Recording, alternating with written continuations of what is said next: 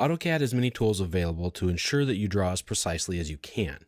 Now, the amount of accuracy available in AutoCAD is amazing. One of the most common and most important features, though, that you use to draw accurately are the Osnaps, or the object snap. That's what it's short for. And there are many ways to gain access to them. And we've done this throughout the video so far, and I've even gone over this briefly for you.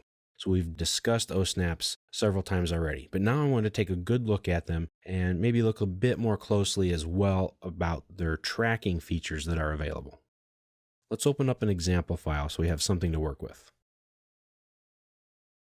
Go to the files for this chapter, and let's open up the Blocks and Tables Imperial Drawing file. This is a great file to look at Osnaps because there are a lot of different object types in here that we can snap to. Osnaps make sure you place your objects in a very specific place on a specific object. Now, you can enter in an Osnap by typing in an alias on the command line, or you can access them through a shortcut menu, or you can utilize what's called running Osnaps. Running Osnaps keep the Osnaps on all of the time. So if we draw a line, my running Osnaps are on. I can tell because I can press the F3 button to toggle them off and on, and it will tell you in the command line. Plus the Osnaps button right here will turn on and it will be blue, and that will tell me that my running Osnaps are on. Now with my running Osnaps on, I can automatically snap to an object. I'll get a little glyph, that little green glyph shows up, and it even tells me endpoint. That's what that one means. That means when I left click now, that my line is going to start from the endpoint that I selected. I'm going to turn off my ortho so that you can see it's right there. Now I can draw this line to the endpoint of this line with my running Osnaps. And this line is exactly at that corner and that corner. I did that with my running Osnaps. Now, running Osnaps may be kind of difficult to understand at first. Just assume that they're always on. They're ready. They're looking for that specific type of snapping ability to come into place. And when they are, they jump right in and they say, hey, look, if you click here now, you're going to snap to this type of location. So they're always running. Now I can draw a line and I can snap to the midpoint of that line because I have my running Osnaps on. Or I can type in MID, press enter, and that will lock me into the midpoint Osnap. Now when you do that, that's an Osnap override. I won't be able to snap to anything except the midpoint of an object. As you can see, my little glyph is popping up on all of these objects, and it's always in the middle. That's how Osnaps work. So if I draw a line again, if I right click and hold, this will pop up my shortcut window. This gives me a lot of different options, but the really cool thing is that it gives me snap overrides. I can get to all of my Osnaps right here. So I can get to my endpoint, midpoint, intersection, I can get to all of them. So if I pick endpoint, this works the exact same way as if I typed it in myself. So if you don't know what the keystrokes are for those specific types of Osnaps, you can get to them that way, and it's pretty quick and easy to do. As you can see here, I can't get to that midpoint, but I can get to the endpoint of that line or this line.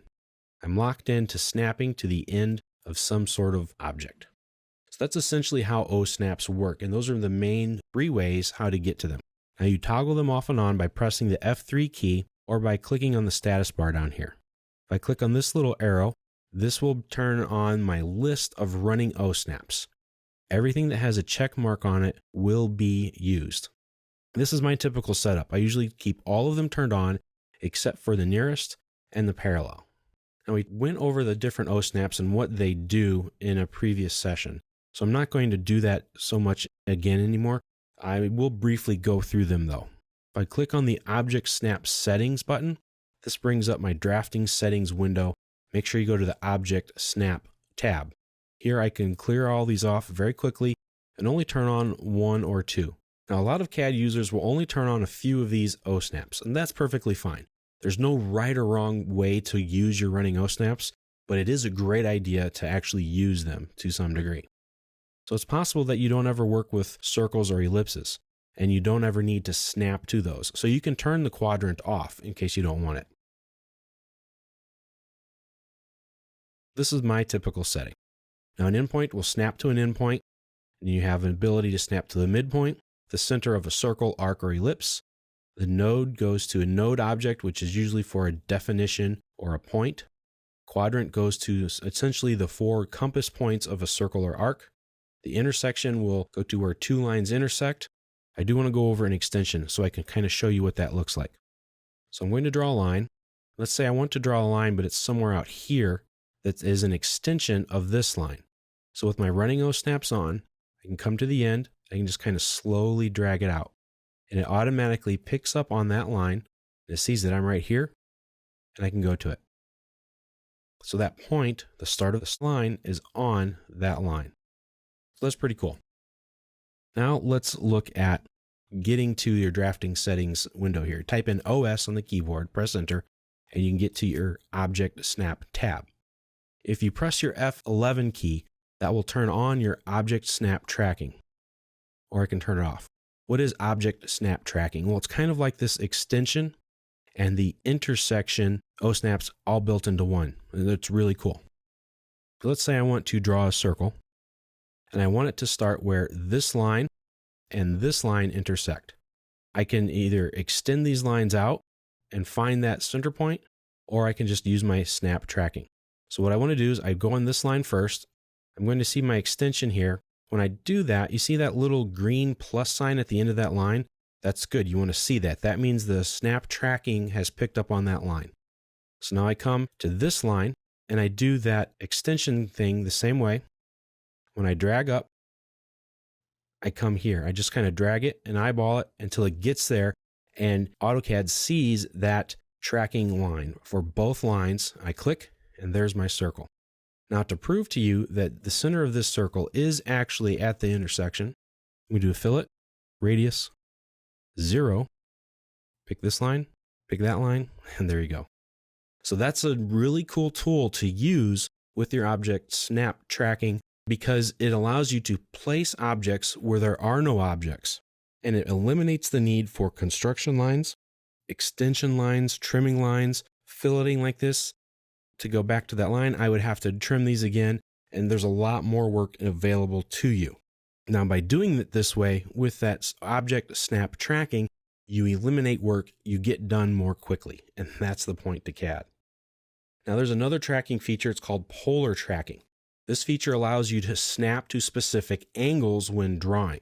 Now, you turn that on by pressing F10, or you come down here to your status bar, and you can click this on or off.